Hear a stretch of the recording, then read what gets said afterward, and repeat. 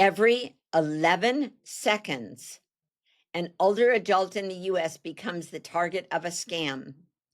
Last year alone, seniors lost over $4.8 billion to fraud. That's $13 million every single day. And experts estimate that that's just the tip of the iceberg because most victims are too ashamed or too afraid to report it. The most heartbreaking part? These aren't just anonymous crimes.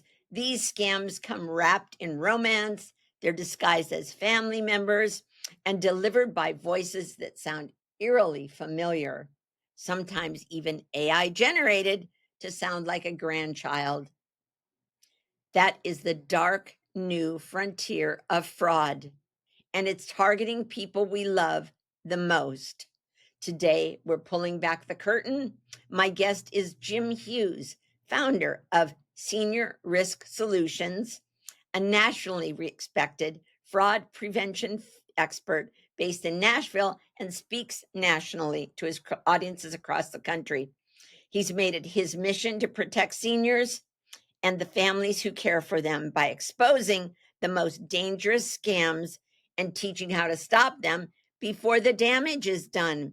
Whether you're a senior yourself or someone who loves one, the conversation could save you money. It could save you stress. It could save you your peace of mind. This is an important conversation that everyone needs to hear. Welcome, Jim, to Always Ageless. Thank you very much for the introduction, Valerie. It's great to be here with you.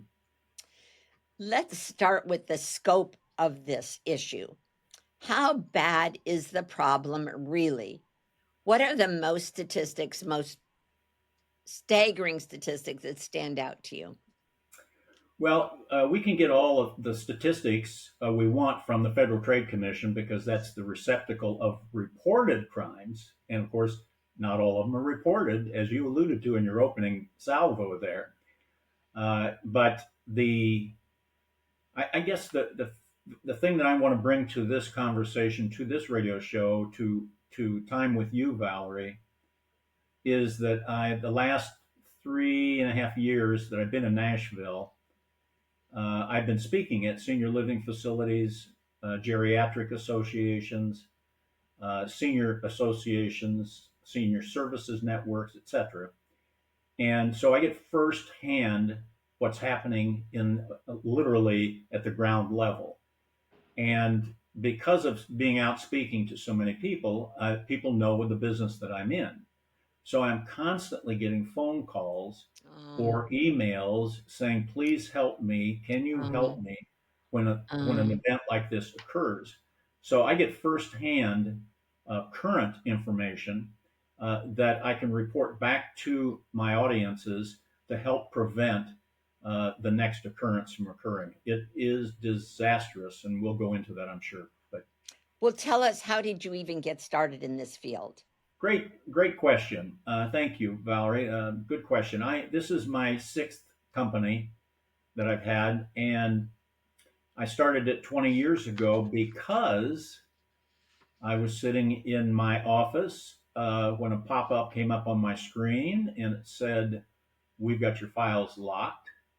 We want Oh, my goodness. $300 in bitcoins to unlock your files." It was a ransomware attack, Right. Which, of and course, that you happen to have Bitcoin just sitting in your pocket, right? Oh, of course, of Of course. course, don't we all? But fortunately, I was aware of what was happening. I didn't really specialize in those kind of cybersecurity attacks until that happened, and boy, that drove my mission even harder. So I started with identity theft for the general business public and for companies and their employees, and got pulled into cybersecurity by the employers saying, "What's this ransomware and malware thing? Can you help me here?" And so that drove me to answer your question, Valerie. That really drove me to try to be the strongest specialist I possibly can be on a daily basis, looking into every opening, if you will, of how the scammers are getting into our pockets, if you will. So that was the cause of my mission to form uh, the company Senior Risk Solutions, and that's why I wrote my book, which we'll discuss as we go through here, to try to help as many seniors and senior facilities to learn what's coming. Because if they don't know what's coming, they don't see the bus that hits them, so to speak, and that's a travesty, as we'll discuss as we go through And we're this. going to So, talk about that too. yeah, So I know that you started out as business risk solutions, and yes. then you've now switched to senior risk solutions. So what was it that caused you to do that? What was that tipping point for you? There must have been an event maybe that happened. Well, there was several things that occurred. Now, your viewers can obviously tell I'm a senior, so I have somewhat of a liking to that category, if you will. But the deeper I got into investigating what is happening to seniors, the worse it got. And the problem, as you well know, is that seniors don't have a chance to recover. They don't have the time to recover a huge loss. So as a result of that, I have been focusing my attention and time to the senior um, person who needs to be educated on what is happening. Because as you know, Valerie, we were raised when we left the front door to the house unlocked. We Yeah, had absolutely. left the keys in the ignition in the driveway, etc. That doesn't apply any longer. And so what I'm trying to do is educate as many seniors as I possibly can to push off a fraud that would occur to them out of ignorance. And it happens every single facility I go into and speak. The audience comes back with what's happening to them. I use a lot of those stories in my book as well. They're real life that have occurred in the last 12 months. So it's a relevant subject. It's a relevant scourge on our society. And the fraudsters know that the seniors have the money. Yeah, And this is so they're staggering. easy targets. As we go into this today, we're going to hear numbers that are just, they're staggering and Yes. almost unbelievable. Yeah. What we're some people who are our viewers and our listeners are going to say, yeah, that happened to me. Yeah, I got one of those calls. Yes, I saw that. Yes, someone tried to scam me. But let's get right into it because these numbers are so staggering and we want everyone to be aware. In a way, we kind of want to shake everybody a little bit and say, listen to this because this very likely could happen to you if it hasn't already. And we are here today on Always Ageless with you, Jim Hughes, to try to stop all of this and protect everyone. You Yes. have called these emotional crimes in the past. Can you explain why you use that term? Well, emotions from let me use it in two ways: emotions from the victim and emotions from the fraudster. The All right. fraudster uses emotions to get under your skin, Sure. and that is to lower your defenses. The emotions for the victim is the feeling of um, a real strong feeling of regret, a strong feeling of embarrassment, a strong emotional feeling of ignorance. I get a lot of cases of all across the spectrum of the aged person, from 60s until to 90s year olds. I get a mixed message from them, but all of them look back at what just happened to them and say, "Why in the world did I give that information over the phone? Sure. Why in the world did I answer the front door and give all of my personal identifiable information, including my social security number, to two strangers at the door? Well, Why in the world did I give my grandson $9,500 from a phone call when I found out it wasn't my grandson?" so my question is, so why are older adults targeted more than any other groups? Is it really about the money? Because do they really have more money than anybody else? Are they just an easy target? What's the deal here? Well, that's a really good question too, Valerie. The seniors are targets because they weren't raised in the digital age. They didn't have a cell phone at age 3. They didn't have an iPad at age 6. They weren't raised with a laptop next to them, just like their toothbrush, so to speak. And as a result of Good point. that, this is all catch up for them. They're trying to catch up to the digital age, which is fastly developing. They can't keep up with it. Plus the fact that in our generation, Val, we were raised to trust people. We We were. were raised that people wouldn't take advantage of us. They would help us if we needed help. And the fraudsters are usually operating outside of the country, outside the U.S., and they don't care. They have no soul whatsoever. And as a result, they're just looking for the easiest target to hit. Where can I get the most money? And a lot of the seniors have money. As a result of that, they're easy targets because they're easy to socially engineer. Well, or they have enough money, or they can get enough money to save their grandson, right? Or their Correct. child, Correct. or their church pastor who sends them a text message, they think, that says, I need gift cards from Target. Please go get them for me. Happens to one of my family members. So, of course, sure, they go buy the gift cards. Um, and I I just think you're right about the way that we were raised. You know, the worst crime then was if we stole a nickel out of our mom's purse, right? And yes. went and bought a Coke or bubble gum or something, Yeah. right? That's the biggest crime I think Oh, yeah. that we worried Absolutely. about the most. I don't know, 'cause Yeah. there's so But many things that have changed. yeah. So But what's and the difference, do you think, between just a simple scam and a really more coordinated fraud ring? well, the simple scams are for the beginners. That's where they cut their teeth, if you will. And a simple scam, believe it or not, can be. I'll use an example. I just spoke in Franklin, Tennessee, at a senior living facility, and a guy about 85 years old walks up to me as I'm setting up to do an identity theft awareness workshop, and he says, "Can I tell you my story?" And I said, "Certainly." And he said, "I was just scammed out of $9,500. I thought it was my grandson." Well, in today's day and age, with artificial intelligence and the scraping of the internet, if your grandson is on the internet, which probabilities are, no matter what their age, they can identify the picture, the voice, the mannerisms, everything that makes that phone call sound just like your grandson. That's a simple example. The hard part to swallow in this story, Val, is after the guy explained everything to me, that he lost $9,500, he said, "That's the second time I've fallen victim."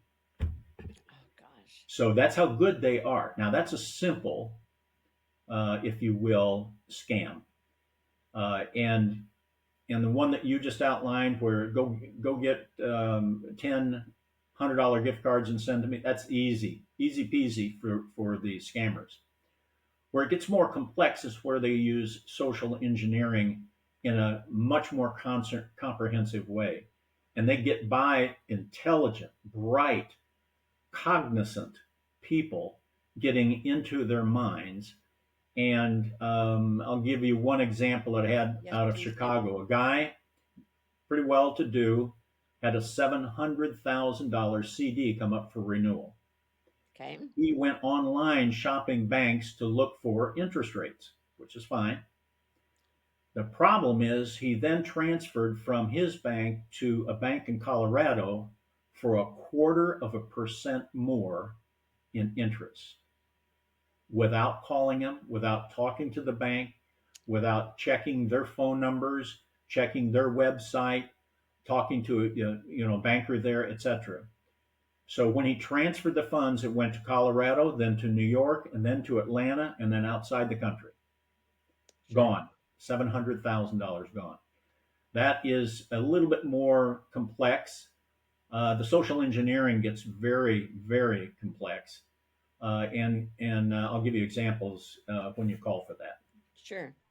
Okay, well, so here's the question. How, and we know the answer now, how has technology, especially AI, artificial intelligence, changed the way that scammers are operating today? It gives them an upper hand even more so than what they have. The scammers in the crime syndicates have a lot of resources, Val, a Sure they lot of do. Yeah, financial resources. And in my book, I outline this quick story. Picture an office building in your neighborhood or your town, your city, across the U.S. That's three-story brick office building, sure. and these people in the foreign countries, Russia is included, as well as many other countries, uh, a guy will walk up to the front door of that office building with his two kids in tow and go into a cafeteria, have breakfast, then take the kids to a daycare center in the first floor of the building.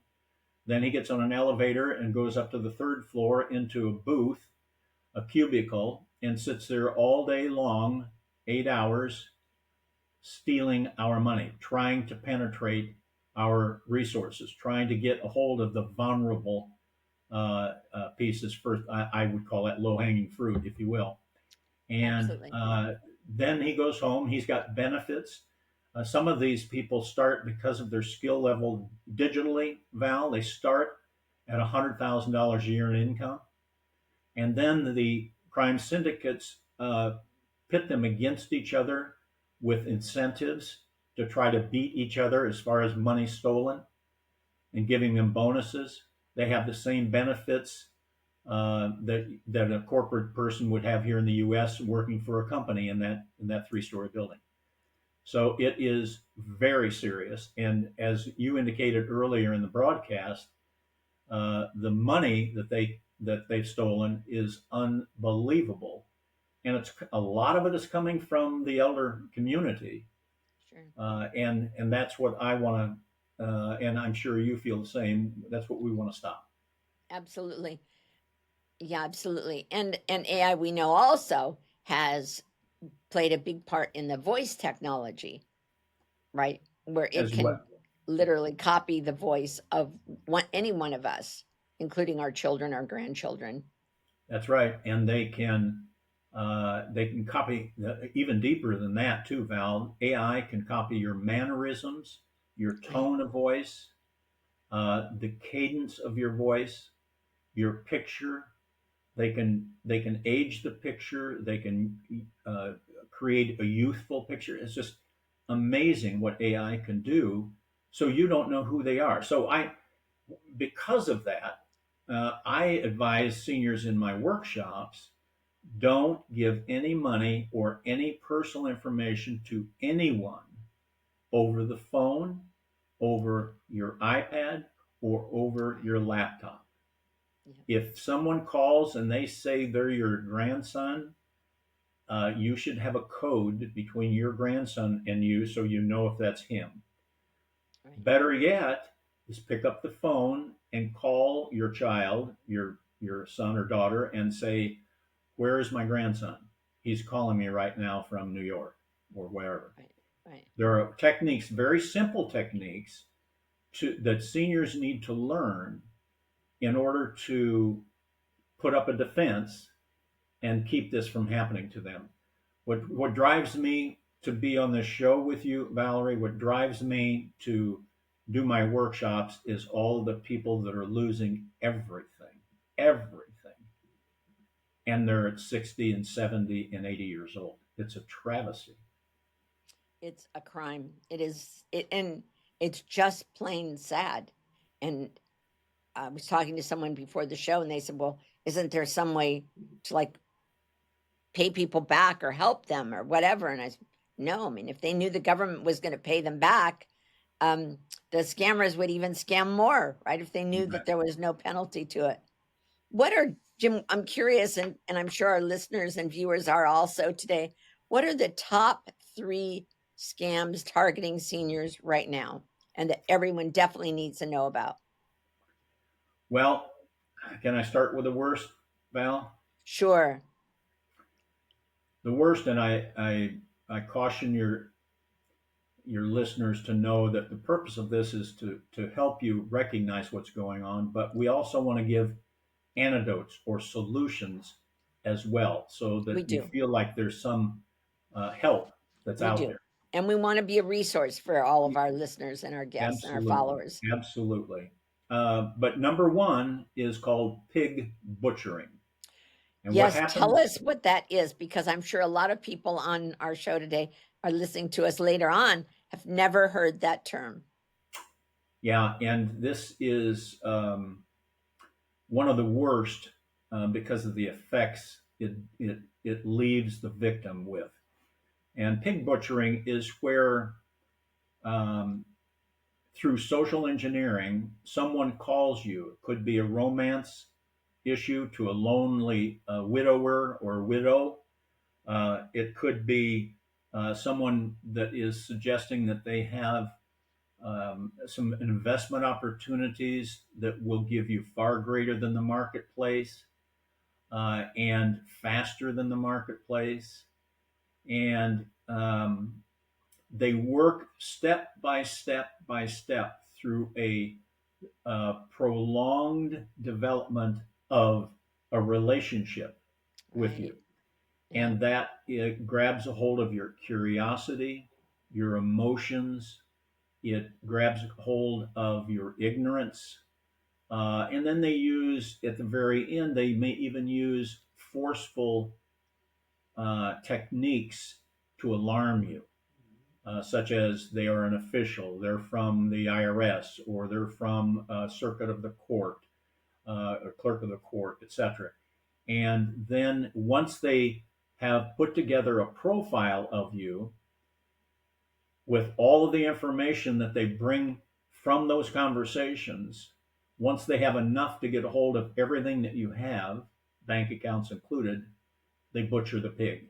And that is, they take everything without any Wow. remorse whatsoever. That is number one, what is going on. Number two is this grandson granddaughter event where a guy gets a call from his grandson, and I just had this happen with one of my uh, another example that I had in my speaking events, and that is I got a call from my grandson in New York. He said, I was in a car accident last night and I hit a woman. She was pregnant. She's in the hospital. I need $5,000 in cash to get out of jail on bond. And this guy said it sounded just like him. He had the mannerisms, etc.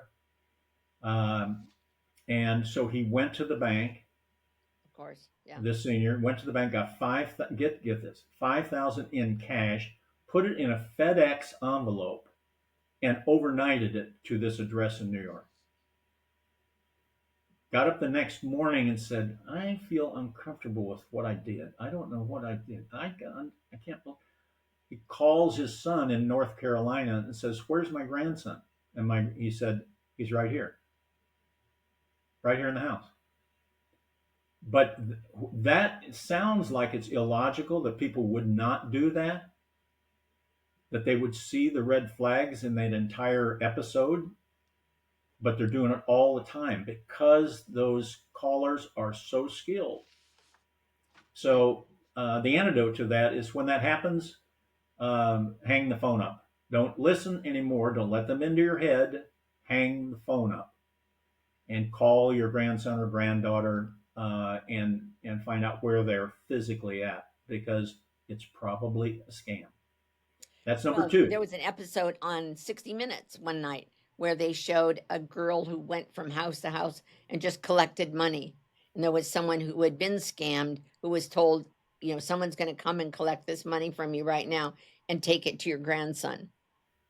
And so the girl would show up at the door, the victim would have the money ready in an envelope and hand this stranger cash in an envelope, and off they went.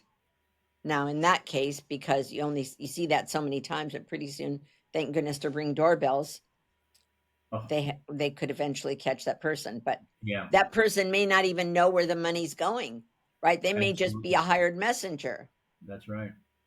and you don't really know. So, Now, let me give you the third one. Can I give you the third yes, one? You asked for please. three. Yes, please. Okay. The third one, half of the phone calls that are coming into my fraud call centers in Sacramento and in Chicago, half the phone calls are made up of this example I'm going to give to you. All right. When I get in the audience in front of me, I ask the audience, how many people bank online? And I Oh, get people raising their hand. And I say, how many people bank online using their cell phone? Half the phone calls coming in from fraud are where a senior has clicked on a link that has come in a text message. Now, this is only text, not email, text message. And when that happens, they click on what they think is a familiar link. It downloads malware onto their phone. sure. Yep. That They're done. malware follows them into the bank, you bet, follows them in the bank and will sweep all of their accounts and take their credentials with them. And so I say to those seniors, if you're banking online, that's fine to do it on your laptop. Don't do it on your phone. Phone. Delete the app on your phone so you're not encouraged to do that. Do your banking online. And any message that comes in under a text message, do not click on it No. if it's asking for you to take action, because your bank or the IRS or the county clerk, they're not going to send a text message to you asking for you to click on a link. No. No. That's number No. three. No. None of them will. Yeah, it's Let's terrible. talk about romance scams and who doesn't want to be loved? Well, Who doesn't want to be made to feel important, right? sure. Why are these so dangerous? Why are they so common? And really, what are they? Well, what are they is another form of social engineering, to answer that first or that last question that you have. Why it's so popular is because the scammers have become very, very skilled at social engineering using romance as their theme. And I am right in the middle right now, right as we speak on this date, July 29th of 2025, Valerie. I'm dealing with a guy that moved here to Nashville from Chicago, Okay. and he's single. He has a dog and Oh, has a business. oh, All right. all right. And since April of this year, 2025, All right. he went online and started dating this woman who then said, let's move off this platform Oh, onto no. WhatsApp. So went to WhatsApp because it's more secure. Sure. I'm sorry, more private. Sure. Yeah.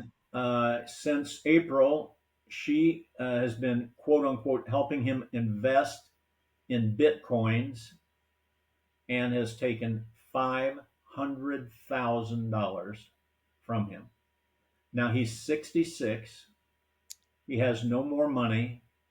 She got him to take money out of his 401k Oh, no. as well as an IRA, which means he's prematurely, which means he's going to have to pay taxes on it.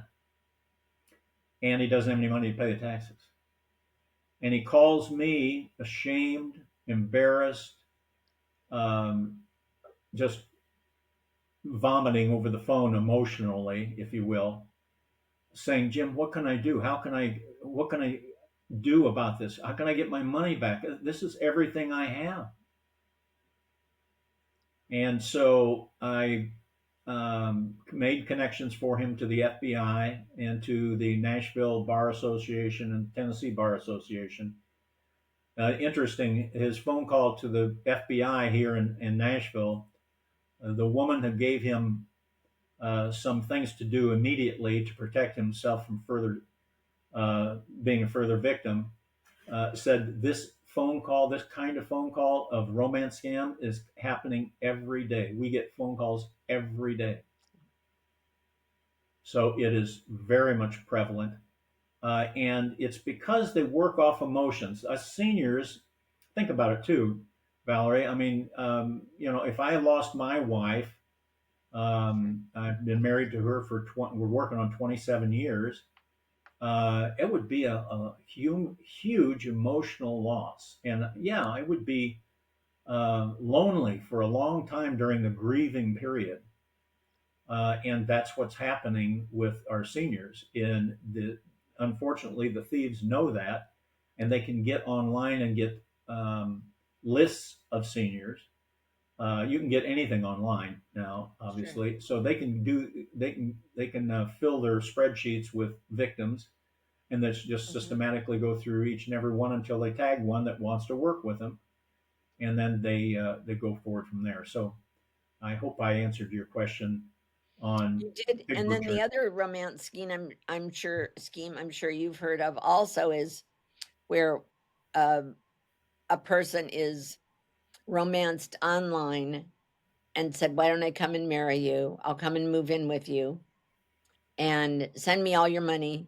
We had a situation where a client, same thing, older gentleman, sold his house, netted about $300,000. Someone finds him, you know, online. "You're a charming man. I love you. I'd love to live with you, but I need some help getting there. So send me all your money and I'll be there. Meet me in LAX on this date." Somehow she got him to send her $300,000. He had never met her, Never. never met her. It was all phone calls, all phone calls. And of course, he went to LAX. Nobody came. He's now renting he could have taken that money and gone and bought a house, paid cash for a house somewhere else. And now he's renting a bedroom from a relative, has absolutely nothing. Again, so embarrassed, so ashamed, feels so stupid, Yeah. Yeah. and the money's gone. I just had a young 50-year-old guy call me here in Nashville and said, I just found out my father's been sending money to a woman in California. He And thinks, she, yeah, pardon me? he thinks a He woman thinks, in California, right? yeah, well, and she now wants him to sell his house and send the proceeds to her and then get on an airplane and fly out there so we can get married. And oh, by the way, she works on the TV set of The Big Bang Theory, and she works with that company. Sure. Had his attention, got under his skin, as I call it, and so I told the son, I said, "Well, can you talk to him?" He said he doesn't want to talk about it. He's been sending money. He's built a relationship with her, and then his son said to me, "Jim, how can I stop him from doing that?" The only way we can do that here in Nashville, I'm not speaking for any state, and I am not an attorney. I'm not practicing law. Speak to your attorney about this. Is to go in front of a judge and get a conservatorship order from the judge so that you can become a guardian, take over control of that.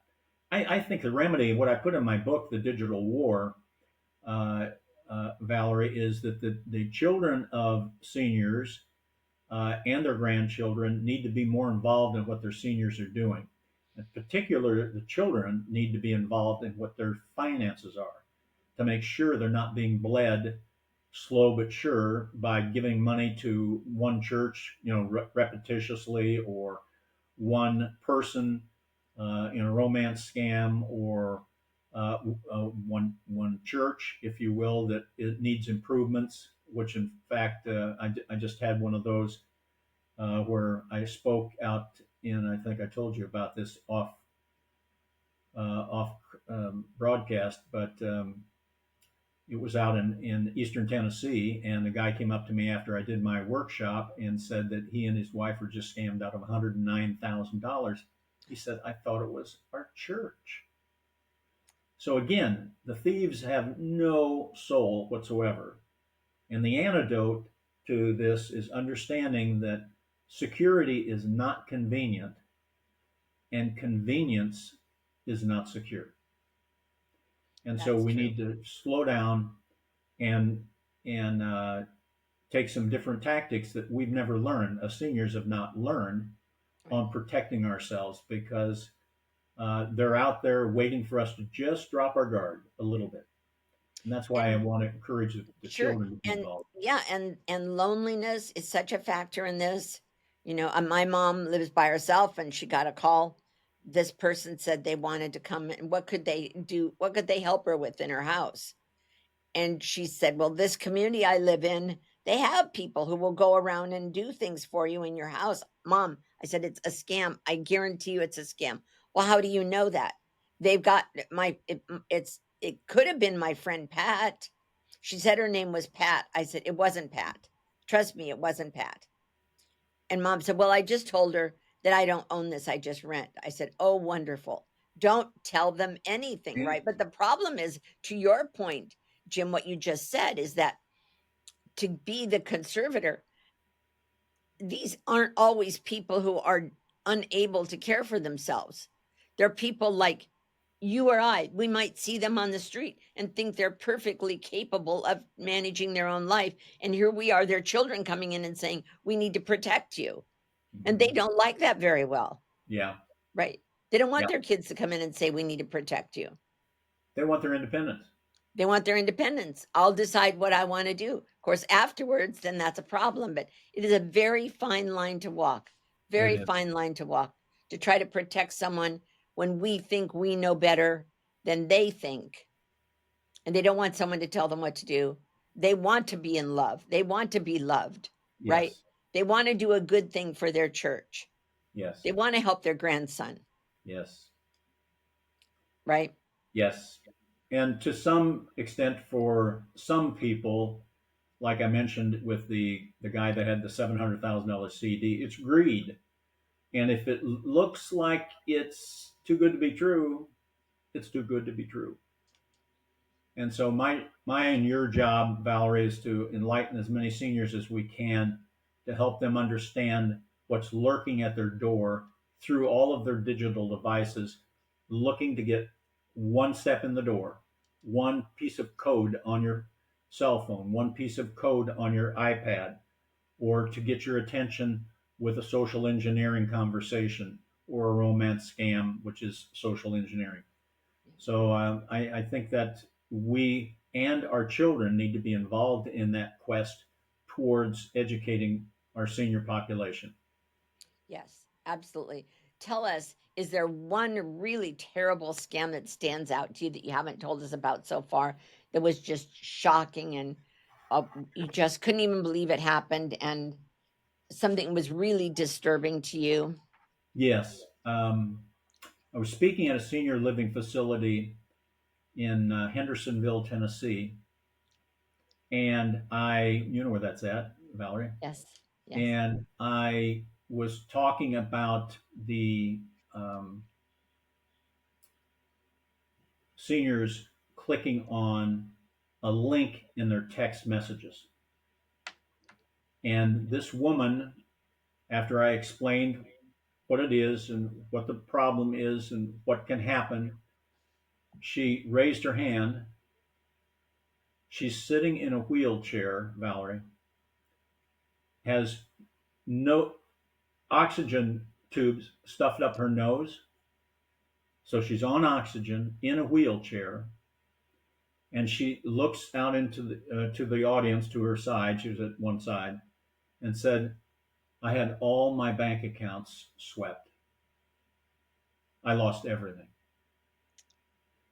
that is that is embedded in my mind. I can't get that woman's face out of my mind, and the fact that there was no way she can recover from that. And I'm finding through my research, Valerie, there's more and more people that have lost everything who give up. and literally give up and die as a result of that. So that was one that really burned a mark in my brain as well, to answer your question. So with what you do, Jim, is actually life-saving. In addition to saving money and saving their peace of mind and saving their security, it's actually life-saving.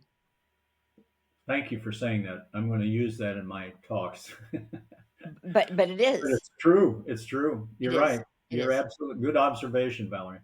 Good observation. If I It's had lost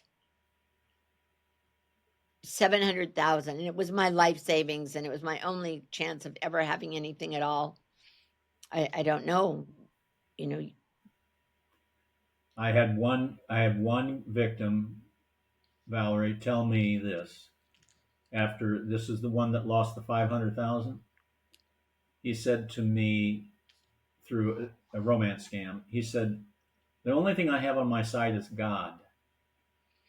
I'd prefer to be with God rather than here. This world is very, very sure. vicious, and I would rather be with God." And I thought, oh boy, I can see where he's going with this. And I tried to turn the ship emotionally, but that's what people think about when something like this happens. Sure. Yeah. So, can you imagine having your mother roasted, if you will, or pig butchered, and she then wants to just give up?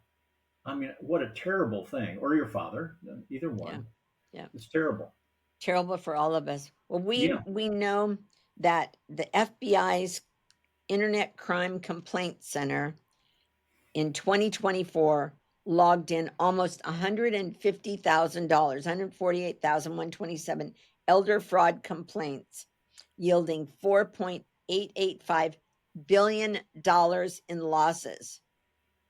Over 100,000 seniors age 60 plus in 2023 logged in complaints, but the average income per victim, listen to this number, the average loss per victim was $33,915. Now, how many people don't even have $33,000, right? Certainly not $33,000 extra. And Valerie, just a side note for what you just said. How many people have 33,000 or 33,000 extra? I read an article about a year ago that said men from the age 55 to 65 years old have less than $25,000 in a pension plan. The average man, Yeah. the average person. So you're absolutely right on when you make the statement. How many of people have 33,000, let alone 33,000 of extra, right? That they don't need to live on. So it's devastating Yeah. what's happening. Yes, it is. It is. Let's talk about, where are these scams? Are these scammers located in the United States? Are they in other countries? Where are they? Most of the scams that we have been talking about today are coming from overseas. Which So makes them totally impossible for the FBI to go after them. yeah, absolutely. Think about it. They don't need to carry a gun. They don't have to worry about being arrested.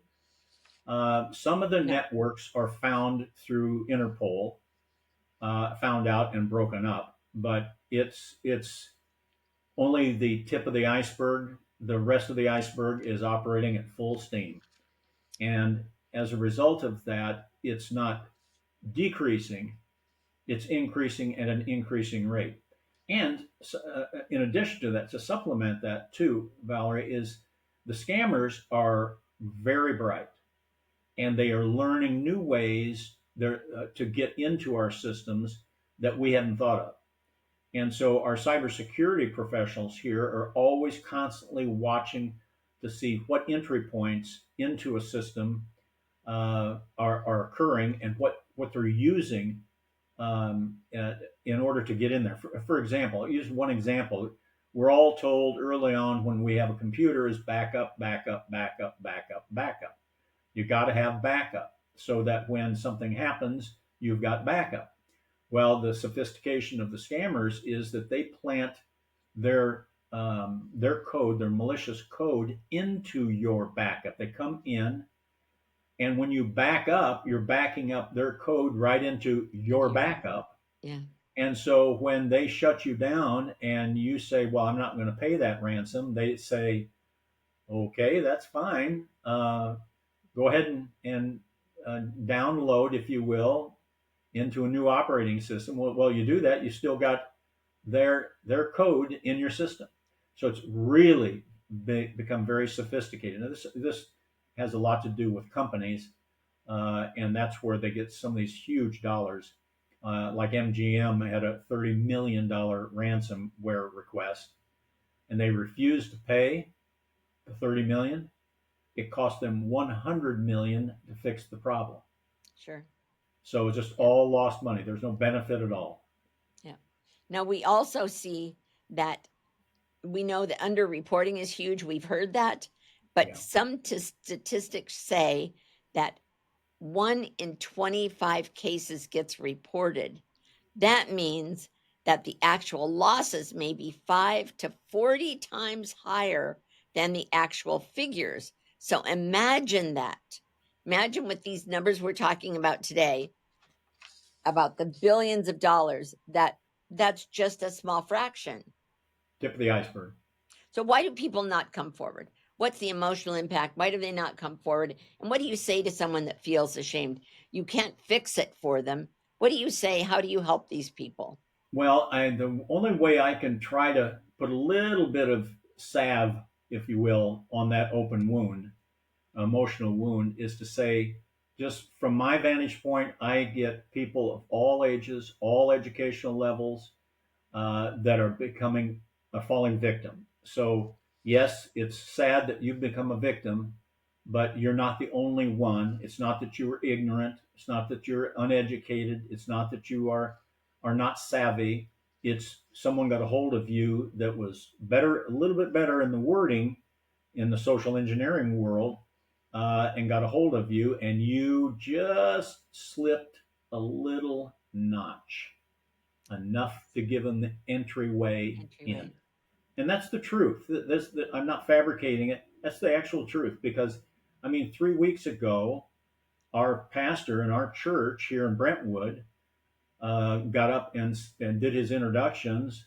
And this is a big church, Valerie, and said, "I was scammed this week. I was on the phone for an hour with an individual who I finally gave access, and they stole thousands of dollars." And this guy's a smart guy. He's Yeah. well educated and should be highly alert to that kind of thing. Just a red flag, Valerie. Anybody that's on the phone with you that you don't know for an hour, that's a red flag. It's a red flag. Hang up. We have just a few minutes left. We've got about 5 minutes or so. How did Let's that talk hour about, go so quickly? I'm sorry. How did that hour go so It quickly? did. It did. Well, we'll have you back for sure. And Okay. we're going to talk about your books. We want to be sure we have time to talk about that. Let's talk about general safety measures. All right. So what should people practical advice today that people should be doing to keep themselves safe? Number one, slow down. Slow down on your reading of your emails. Slow down on your text messages. Slow down on any phone call that comes in. And I would suggest all of the seniors that are listening to us today, and this holds true for everyone though, For everyone. Yes. is everyone can put a setting in your phone for anyone that calls you that's not in your contacts, that it stops the phone call. It blocks the phone call. So that's one. Number two, and not in any particular order, I'm just giving you three. Yes, please. One is build a strong password. I get from especially the senior community, I get this, well, I never change my passwords. Or I've just got password as my password. Or I've got Valerie at um, Blue Cherry Hill as my password. The mathematical programs available today, computer programs available today, if you've got a password that has 8 numbers in it, I'm sorry, 10 numbers in it. That's my first example. 10 numbers. Scramble them any way you want. That password computer program can break that code in 5 seconds. I've heard that. If you've got a password with 8 characters, that's numbers and letters in it. Mix them up any way you want. Even if you have a word in it, it makes it easier. It takes that same computer program 35 days to break that password. Now, a thief will wait 35 days because then he has the keys to the city for your personal information. So if you have a password, stay with me on this, listeners. This is real important. If you have a password that has 16 characters, uppercase, lowercase, numbers, and letters, no words, no words, I'm repeating myself. It takes that same computer program 152,000 years to break that code. Is that right? So, what's the strong number of characters in your password? 16. Anything up. My bank account, I have 22, and I can remember it. Now, most seniors will say from the audience will say, "Well, I can't remember a big long password with no words in it." Well, yes, you can, because I can teach that, and I teach that in my book. I teach that in my classes too, how to create a password that you can retain without putting it into your cell phone, iPad, or laptop, and keep it safe and secure. Well, and we need that information for sure. So I know that people will want to know where they can reach you. Talk about your new book, where people can find you. Well, it's so new. I just have my first copy, as you can see here, the Yes, digital the digital war, and the subtitle is "Protecting Seniors from Online Scams, Identity Theft, and Digital Exploitation." It's a short read for the purpose of getting information into your hands as quickly as possible to stop the scourge of identity theft with seniors. And so people can send an email to me at jim@businessrisksolutions.net. We'll have that in the show notes. And they can call me if they want to do that as well. And I will ship whatever version. I can give them the link for the ebook or the paperback. and we're going to put your information here on our show, right at the bottom. We'll have that for you. This has Okay. been a powerful and a necessary conversation. We need it. We all need it over and over and over again to remind ourselves to watch out and be smart. So we thank you, Jim, for being here today, for sharing your wisdom, your experience, your heart. You've not only opened our eyes, but reminded us that awareness is definitely the first line of defense. Being alert, being aware. To our listeners and our viewers, if you've been scammed or you suspect someone you love might have been or might be even now at risk, please know this: you are not alone, definitely not alone. There's no shame in being targeted, but these scammers are sophisticated, much more sophisticated than almost every one of us. They're relentless, but together we can be smarter, stronger, and safer. So we want you to share today's event. Come back. We are your resource for seniors and the adult children of aging parents. We want to help you be smarter, be wiser, be safer. Until next time, do stay safe, stay aware, and as always, stay ageless. Thank you, Valerie. Thank you.